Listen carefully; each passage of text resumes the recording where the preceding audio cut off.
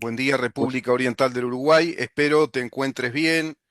Espero que esa república se vaya reponiendo fuerzas. El ejército de langostas evidentemente se nos viene. No nos dimos un gran abrazo nacional. Ese abrazo nacional le correspondía a la coalición de gobierno, que en ese sentido no supo trabajar. Tuvo una oportunidad histórica única, asumiendo el gobierno después de 15 años consecutivos de un modelo político construido por el Frente Amplio, porque el Frente Amplio no solo gobierna, ahora voy a hablar de esto, sino que va construyendo un modelo político. Así que les pido, me tengan paciencia hoy, tratemos de estar bien serenos y atentos porque quiero hacer un desarrollo de lo que se nos viene en el país, tomando en cuenta lo que venimos ya desarrollando en este programa, desde Libertas y desde CX30 Radio Nacional, precisamente cuando vamos analizando un proceso global, un proceso ideológico global, por un lado el de la Agenda 2030 y por otro lado el proceso revolucionario, continental, de una internacional comunista que es el Foro de San Pablo, al cual está integrado el Frente Amplio, al cual representa nuestro país, representa los intereses de esa internacional comunista, representa los intereses de esa casa madre que es Cuba y ahora también Venezuela, digamos que subvencionadas por fuertes regímenes totalitarios que van, bueno, aprovechando recursos naturales de esos países y a su vez financiando hasta donde les conviene, y me refiero a China, Rusia, grupos terroristas como por ejemplo el Hezbollah, también Irán metida en ese juego, y por supuesto que países grandes como Brasil, con Ignacio Lula da Silva ahora a la cabeza como presidente nuevamente, trabajando un proyecto del Foro de San Pablo que se lo ve claramente determinado, ya consagrado, en ese desastre que es Venezuela y que es Cuba, como también se suma Nicaragua. Ese desastre es el cometido final. Pero para analizar esto, hay que tomar en cuenta que se construye este modelo. Este modelo no solo es gobierno, no se trata solo de un gobierno, es una política de Estado, una nueva política de Estado que ha construido el Frente Amplio. Pero te decía que la coalición de gobierno no estuvo a la altura de entender esto. Lo advertimos, 1, 2, 3, 4 años prácticamente. Saco el primer año de este programa porque fue un año de expectación, un año de ir avisorando lo que el gobierno hacía, sobreviene la pandemia, esos 2 años de pandemia ralentizan muchísimo lo que el gobierno venía a hacer, pero luego, cuando el gobierno largó realmente a gobernar, cuando tuvo la oportunidad, nos demostró que vino tan solo con un libreto, con la ley de urgente consideración. Pero esa ley de urgente consideración, que es un instrumento constitucional, por supuesto que viabiliza la reconstrucción del país o la construcción del país en temas claves, en temas que son urgentes, por eso ley de urgente consideración, ley que por otra parte la Constitución de la República plantea inapelable, plantea inderogable, como así lo hace también respecto a la ley presupuestal y a la ley de la seguridad social. Todo esto que el Frente Amplio desconoce abiertamente, que atropella a nuestro Estado constitucional de derecho, porque viene a construir un modelo político, un modelo distinto. Están en una etapa, digamos, en un proceso de transformación del país. Y las revoluciones comunistas no dialogan, atropellan todo lo que pueden, y cuando no pueden, recién ahí dialogan. Ese es el cheque en blanco que le otorgó la población uruguaya, evidentemente una población que no está entendiendo de qué se trata en una parte de ella, otra parte evidentemente tiene un voto interesado en esa revolución. Es ahí que se ha dado el gran trabajo operativo revolucionario del PIT-CNT, introduciendo en el funcionariado público del Estado todas las huestes militantes, son verdaderos militantes marxistas, marxistas-leninistas, tupamaros, que trabajan por dentro del Estado, en la administración central, en las empresas del Estado también, a través de ese instrumento muy ágil, muy eficiente desde el punto de vista revolucionario, como lo es una central sindical. Vamos a ver si llegamos a ese punto, porque precisamente ahí está el gran tema. Hoy la Empresarial del Uruguay está atenta, avisorando quién será el ministro de Trabajo. Depende muchísimo del lineamiento que traiga el Frente Amplio en el Ministerio de Trabajo respecto a si Uruguay, bueno, será un país de inversiones o será un país en el cual muchas empresas comiencen a ver la región, ya la región, y claro, se refieren a Argentina, Paraguay, Brasil incluso como país grande que tiene una natural diversidad económica más allá del régimen que sobrevenga, y por eso en Brasil no se da efectivamente la construcción de un modelo político por ser un país tan grande, tan industrial, y con una política de Estado que tiene tradición en Brasil y no se toca, que es la de Itamaraty, que esa es la política de Estado que defiende preceptos constitucionales claves, básicos. Las políticas de Estado son precisamente las que establece la Constitución de la República. Por eso se habla de políticas de Estado, que no es lo mismo que actos de gobierno. Los actos de gobierno son los actos administrativos y algunos actos legislativos que mejoren o, digamos, le den alguna mínima transformación a instituciones que ya existen en el Estado. Eso es lo que hizo la ley de urgente consideración. Pero no vino esa ley de urgente consideración a establecer cambios profundos en materia de Estado. Es decir, no introdujo políticas de Estado que revirtieran el proceso revolucionario que está haciendo el Frente Amplio y que construyó en esos 15 años de poder político. El Frente Amplio construye un modelo jugando con dos factores, combinando dos factores. Por un lado, la incidencia globalista internacionalista de la Agenda 2030 y por otro lado, el inveterado proyecto revolucionario que manifestaron con las armas en la década del 60 y del 70, ese proyecto pro Casa de Cuba, pro Casa de las Américas, pro Revolución Cubana, ese proyecto marxista-leninista amparado por la Unión Soviética de aquel contexto de Guerra Fría, esas huestes revolucionarias armadas que hasta dieron aquella proclama de amenaza contra las instituciones democráticas del Uruguay, fueron las que detonaron la necesidad histórica de un golpe de Estado y del establecimiento de una dictadura como una medida legislativa en plena democracia,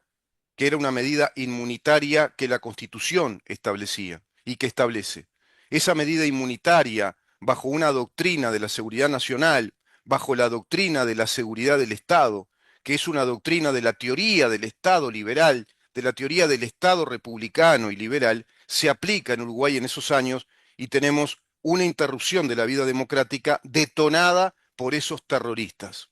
que estaban armados, organizados desde el exterior, con otros grupos también terroristas organizados, colaborando con ese movimiento revolucionario que era, por ejemplo, el movimiento MLN Tupamaros, el movimiento revolucionario oriental, el Partido Comunista Revolucionario, un ejército clandestino trabajando a las sombras a modo de inteligencia militar, policial, geoestratégica, como lo fue el ejército clandestino del Partido Comunista, los topos comunistas por dentro de las Fuerzas Armadas, pero también colaboraron el MIR, el movimiento institucional intransigente revolucionario, es decir, un movimiento de instituciones revolucionarias. El MIR es una organización del Partido Comunista que se manifiesta en Chile, se manifiesta en Bolivia, se manifiesta, por supuesto, fuertemente en México. Hay toda una organización, inclusive de fachadas políticas, como los movimientos de liberación nacional, como los movimientos institucionales revolucionarios, como las unidades populares, toda esa nomenclatura, toda esa terminología es proveniente de la Internacional Comunista. Todo eso es Partido Comunista o, si vos querés, Internacional Comunista. Así trabajó fuertemente todo ese movimiento revolucionario contra el Estado de Derecho uruguayo, contra nuestras instituciones, en aquella década del 60 y de los 70, trabajando fuertemente desde lo sindical con la CNT y también ya con la FEU, fundada en el año 1968, en el 64 la CNT, trabajando colaborativamente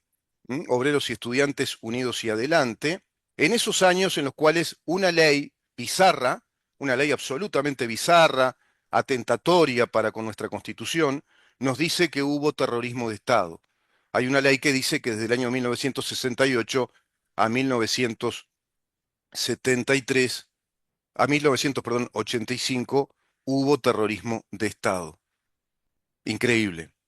Incluso aplicando una figura delictiva que no existía en ese tiempo, que no estaba tipificado el delito en nuestro país ni en el mundo, el delito de terrorismo de Estado, y no estaba tipificado el delito de lesa humanidad, los delitos de lesa humanidad. Estaban, sí, tipificados los derechos humanos, la protección de los derechos humanos, pero no había un elenco penal de tipificación de delitos que van a ser con la entrada en vigor del Estatuto de Roma recién en el año 2002. Dicho todo esto, sobreviene la democracia y se instala en Uruguay rápidamente la compensación o la indemnización a distintos grupos terroristas, a exiliados que fueron amparados por el artículo 168 de la Constitución, que se les permitió, bueno, irse, exiliarse del país con el advenimiento de la dictadura, volvieron y aparecen leyes, las primeras que se dictan en el gobierno de Sanguinetti, que son las reparatorias patrimoniales para todos los damnificados, los dañados por el Estado uruguayo. Fíjense la paradoja histórica que se va a dar ahí, la enorme paradoja. Se va a resolver que se promulguen dos leyes para pacificar al Uruguay, como se hace en cualquier situación nacional después de una guerra civil. Siempre se realiza algo así como una ley de amnistía,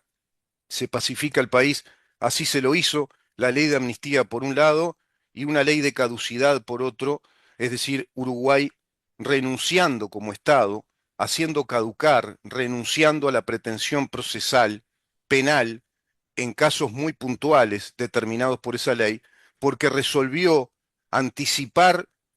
digamos, la resolución de juicios penales hacia los terroristas contra el Estado, eso es una ley de amnistía, resolvió anticipar un olvido, y ambas leyes tienen efectos permanentes. Así lo establece nuestro orden jurídico. Sin embargo, el Frente Amplio viola también ese orden jurídico en la presidencia de José Mujica y en la última presidencia de Tabaré Vázquez, violando así a la ley de caducidad, por ejemplo. Eso es un mensaje a la interna también del ejército, lo debilita fuertemente, caen presos, bueno, generales, coroneles, que en aquellos tiempos eran subalternos, jóvenes subalternos que simplemente cumplían órdenes en una institución piramidal bajo el ejercicio de la doctrina de la seguridad nacional, te repito, amparada por la Constitución de la República y amparada por el propio sistema político que eso votó en una Asamblea General, otorgándole la potestad de tomar las riendas del Estado, del país, a las Fuerzas Armadas que se hicieron cargo de la defensa de nuestras instituciones, de todas las instituciones del país, simplemente limitando la actividad electoral y legislativa porque estábamos siendo atacados por organizaciones terroristas desde el comunismo internacional. Esas organizaciones terroristas que nos atacaron y que dispararon una dictadura, luego comenzaron a gobernar. Después de la dictadura, crece esa fuerza política llamada Frente Amplio, integrando a todas esas organizaciones terroristas que atentaron contra el Estado y se reconstituye también la Central Nacional de Trabajadores formulada y creada por el Partido Comunista del Uruguay, creándose el PIT-CNT, el Plenario Intersindical de Trabajadores con la Central Nacional de Trabajadores. Todo eso es una organización del Partido Comunista del Uruguay. Eso se reconstruye rápidamente, pero no solo se reconstruye la organización, sino que se construye un modelo de cogobierno, una gobernanza del Uruguay, a través de un decreto presidencial del doctor Julio María Sanguinetti que les otorga la posibilidad de cogobernar con el Poder Ejecutivo a través de los llamados consejos de salarios. Esos consejos de salarios establecen que los sindicatos únicos dentro de cada actividad del Estado puedan negociar y deban negociar, les otorgan esa fuerza de ley, les otorgan esa universalidad de cogobierno, creando una institucionalidad, una gobernanza que la Constitución no contempla, que la Constitución no mandata, que por el contrario, la Constitución establece de modo explícito que solo es obligación del Poder Ejecutivo, como por ejemplo las políticas presupuestales,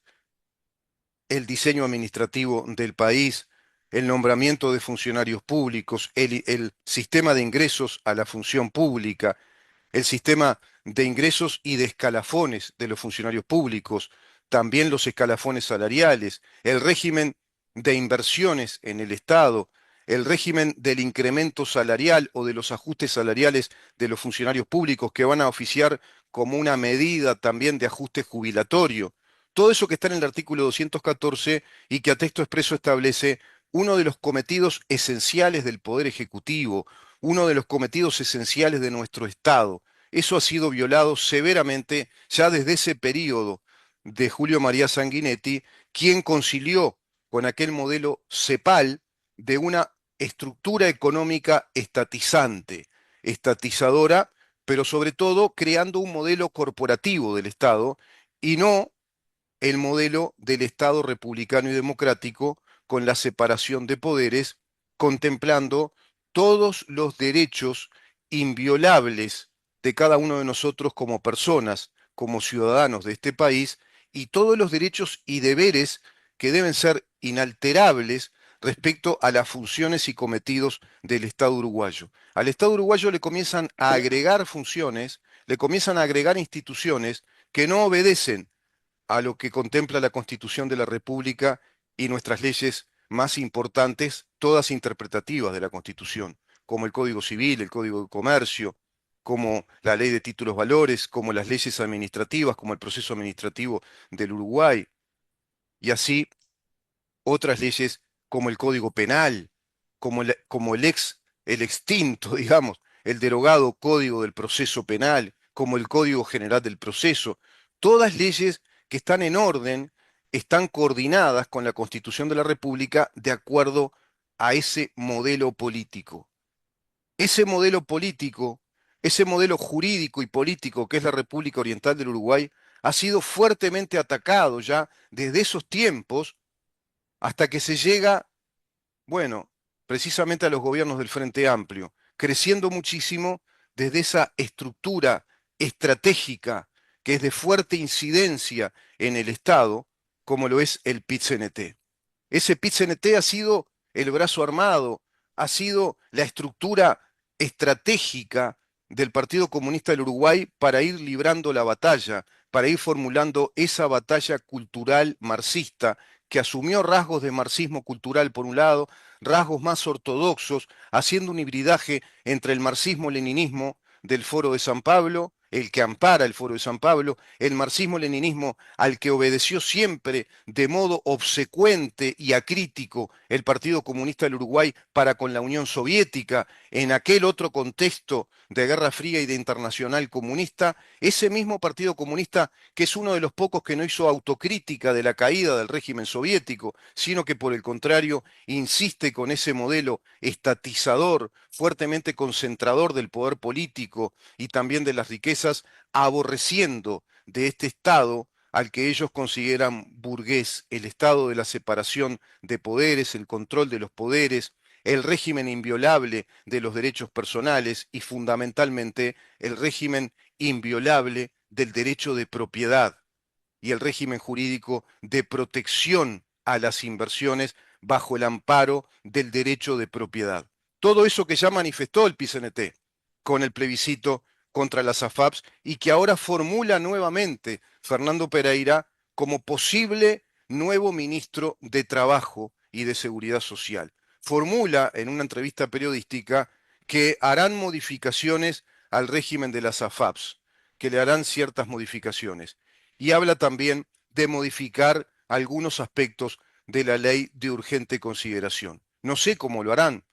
Seguramente contarán con el apoyo de Cabildo Abierto, contarán con el apoyo de los diputados de Gustavo Salle, tendrán las mayorías, en el Parlamento, se me había escapado ese detalle. Claro, el topismo, si la fuerza topo que tuvo la coalición de gobierno, como lo es Cabildo Abierto, ahora claramente muestra la hilacha, lo que yo siempre intuí, muestra claramente que Manini Ríos es un hombre, era un hombre de Tabaré Vázquez, era un hombre formado en el Frente Amplio, es un frentista, evidentemente, camuflado, que ahora ya manifiesta abiertamente que se abren a todos los acuerdos posibles con el Frente Amplio y se deslinda de la coalición de gobierno culpándola severamente como la culpó en aquella proclama que hizo sin irse del todo, porque evidentemente muestra una conducta oportunista, políticamente oportunista. Ahora que los vientos corrieron bien hacia la izquierda, se fue de una izquierda moderada hacia la izquierda frente amplista. Y Gustavo Salle es un topo comunista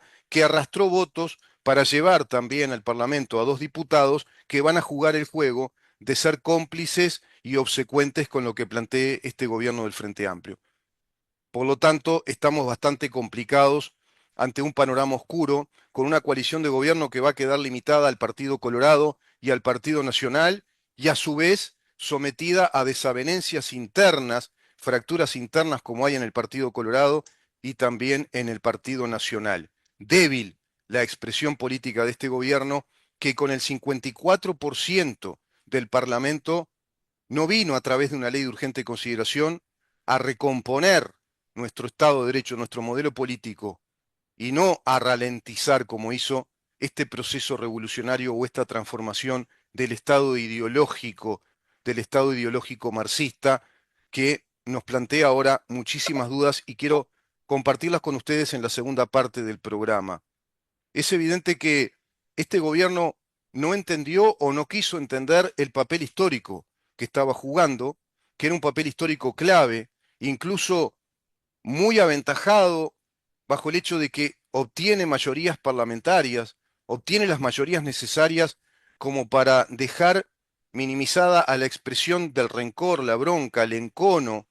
y la cerrada oposición del Frente Amplio como así lo hizo, pero pudieron haber seguido adelante con un montón de transformaciones del país que hubieran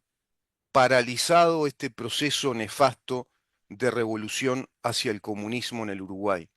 que hubieran paralizado este proceso nefasto de transformaciones profundas que son políticas de Estado claramente desobedientes de la Constitución, porque los que están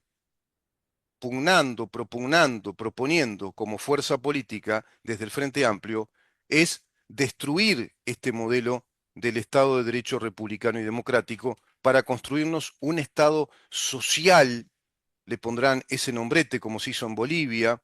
como se pretendió hacer en Chile,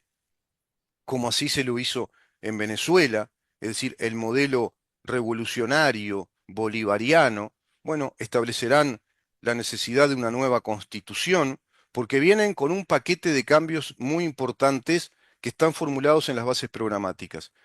No sé si aplicarán las bases programáticas, no sé hasta qué extremo, no sé qué estarán negociando. Hay muchas negociaciones con las cámaras empresariales, hay mucha conversación con grupos inversores de parte de Orsi y de ya supuestos integrantes de ese nuevo gobierno. Vamos a dar la lista de los posibles integrantes de ese gobierno. Es realmente un aquelarre, es repetir todo el desastre que ya tuvimos desde estas huestes terroristas que desde los años 60 se armaron para combatir contra nuestro país, que nos gobernaron combatiéndolo por dentro, que nos introdujeron por dentro toda una transformación cultural desde la organización sindical que cooptó el sistema educativo, que cooptó la Administración Central del Uruguay, que cooptó a la policía, que cooptó al ejército y que cooptó al sistema de justicia, nada más y nada menos. Eso que se formuló en una gran convención del Foro de San Pablo en el año 2017, con José Bayardi, manifestando abiertamente que había que tomar al ejército, había que tomar a la justicia y había que tomar a la educación. Y a su vez con una concentración de medios a través del Grupo Magnolio que concentran la naturalización de este proceso revolucionario hacia el comunismo, hacia el socialismo-comunismo, ante la inmensa mayoría de la población uruguaya que se encuentra muy desprotegida respecto a lo que está sucediendo realmente en la historia institucional, política y cultural de la República Oriental del Uruguay. De ahí que no es en vano plantear lo que ya para muchos puede resultar una frase hecha, que para muchos puede resultar una frase hecha que está muy en boga, como lo es la expresión que acuñó una vez el eminente Agustín Laje, el escritor, politólogo y pensador argentino, la batalla cultural. La batalla cultural. Eso que luego se extiende rápidamente al mundo académico a nivel internacional, a los teóricos a nivel internacional, a los intelectuales a nivel internacional, a los periodistas avesados en esto, avisados en todo esto, especialistas de estos temas a nivel internacional, y despierta entonces la necesidad de entablar la gran batalla cultural contra este modelo que asumió hegemonía,